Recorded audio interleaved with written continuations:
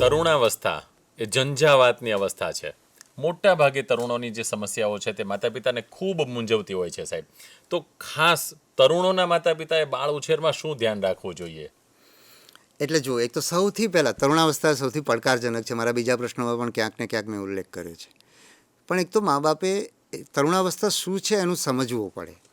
અને હું તો એમ કહીશ, એટલે તરુણાવસ્થામાં કારણ કે આ પ્રશ્નો આવે છે એટલે સમજવું પડે, પણ હું તો એમ કહીશ કે બાળકના વિકાસનો દરેક તબક્કો મા બાપે સમજવો પડે. આપણે ત્યાં શું થાય કે 6 મહિનાનું બાળક છીછી પીપી કરે પોતાના ચડ્ડીમાં કે ઘોડિયામાં કે પથારીમાં, ત્યારે આપણે બાળકને થપ્પડ નથી મારતા, કારણ કે આપણને ખબર છે કે 6 મહિનાનું બાળક છે છીછી પીપી કરે. પણ 6 વર્ષનું બાળક ગૃહ કાર્ય ના કરે, આવીને નિશાળે આવીને સીધું બેસીને પોતાનું ગૃહ કાર્ય પૂરું કરીને પછી બધું કરે, એવી અપેક્ષા આપણે બાળક પર રાખીએ, ત્યારે આપણને એ ખબર નથી પડતી કે 6 વર્ષનું બાળક ગૃહ કાર્ય ના કરી શકે.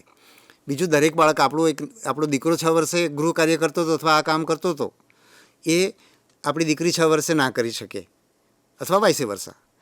તો આમાં આપણને ખબર નથી પડતી. અથવા પડોશીનું બાળક વિજ્ઞાનનો વિષય ભણે છે, મારું બાળક નથી ભણતું, એટલે દરેક બાળક જુદું છે એ નથી ખબર પડતી. અથવા તો આપણને એ ખબર છે કે મારી દીકરી 2 વર્ષે ચાલતા શીખી હતી, દીકરો 1.5 વર્ષે શીખી ગયો હતો. તો આ જે ડિફરન્સ છે એ આપણે ત્યારે નથી સમજી શકતા. પણ હવે તરુણાવસ્થા આવે છે ને, ત્યારે આ બધું શીખ્યા વગર કશું ચાલતું નથી, કારણ કે ઘરમાં ઊભું રહેવા જેવું નથી હોતું. દીકરી કે દીકરો ઘરમાં આવે ને એટલે ધડામધીન દરવાજો બંધ કરીને પોતાના રૂમમાં જતું રહે, એવું આપણા ઘરોમાં જોવા મળે છે. માં બોલે એટલે દીકરો કે દીકરી ચીસ પાડવા મળે એવી સ્થિતિ આવે છે.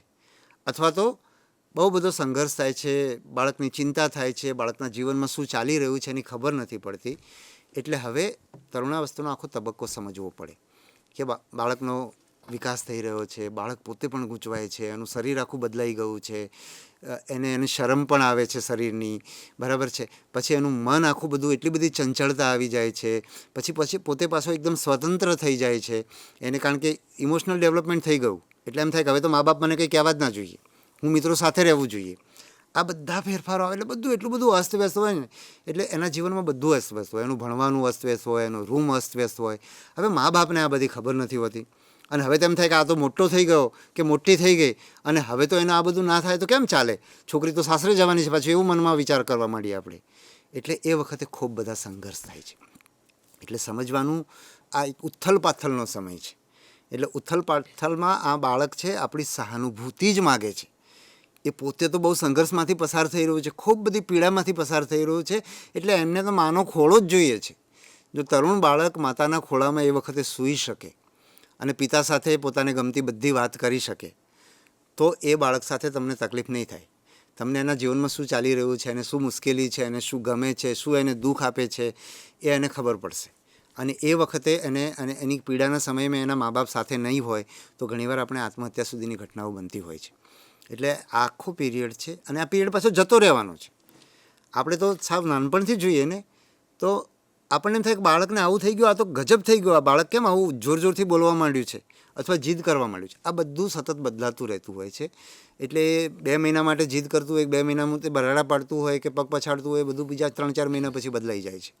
3-4 મહિના પછી બીજી સમસ્યા આવે છે, કારણ કે તો આવવાની જ છે. બાળ ઉછેર જેવો મજાનો છે, કારણ કે એની શરૂઆત જ પ્રસૂતિની પીડાથી થાય છે.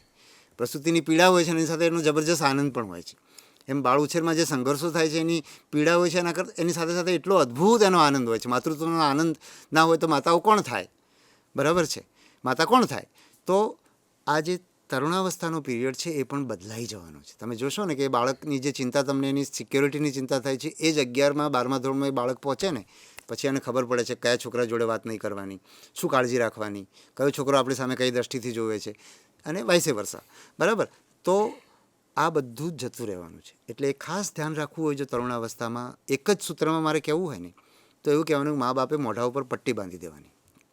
કોમ્યુનિકેશન, બરાબર. બાળક બોલે સાંભળવાનું, બરાબર છે. ઉપદેશ આપવાના બંધ કરવાનું, સલાહો આપવાની બંધ કરવાની. ટક એટલે હું તો ઘણીવાર મારી દીકરીની ટીનેજર અવસ્થામાંથી હું શીખ્યો છું કે આજે પણ હું એમ કહું, બેટા બહુ લાંબુ ભાષણ થઈ ગયું, 3-4-5 મિનિટ થઈ ગયું હોય ને, તો આપણને ખબર છે કે આપણે જેટલું લાંબુ બોલીએ ને એટલી અસર ઓછી થઈ જાય. બીજે બધે પણ થાય, અહીંયા પણ થાય, હું વાત કરું છું એની અંદર પણ થાય, બરાબર છે.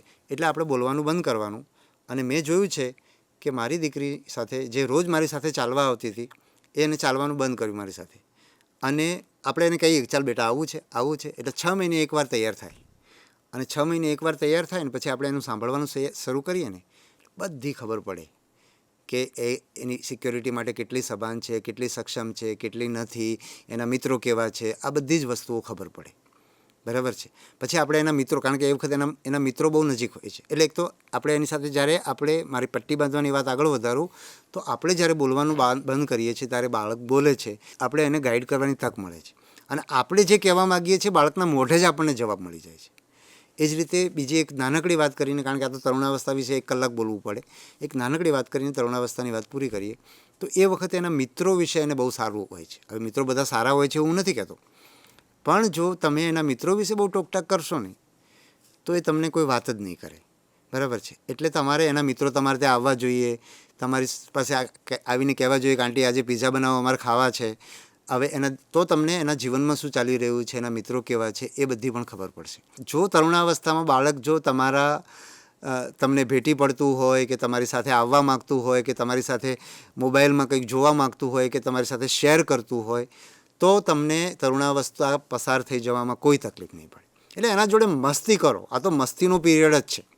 જો તમે 8મા 9મા 10મા ધોરણમાં બાળક સાથે મસ્તી કરીને તો એ બાળક 11મા 12મા ધોરણમાં ઓટોમેટિકલી ભણવામાં લાગી જશે. અમારા એક મિત્રની દીકરી હતી, એ બહુ તેજસ્વી હતી અને 12મામાં એનું પરિણામ ઓછું થઈ ગયું, કારણ કે 11મા 12મામાં આવીને એમ એના મિત્રો જોડે સ્પર્ધા કરવા માંડી.